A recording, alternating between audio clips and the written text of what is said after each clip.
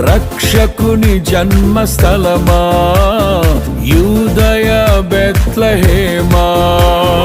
ఆరాధనలకు ఆరంభమా, హృదయార్పణలకు నివాసమా.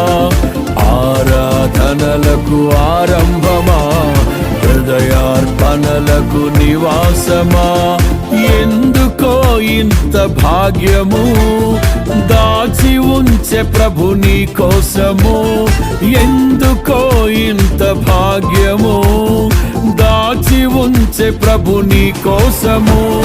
స్తుతియు మహిమ ప్రభావము ఎల్లవేళల ప్రభుకే చెందును.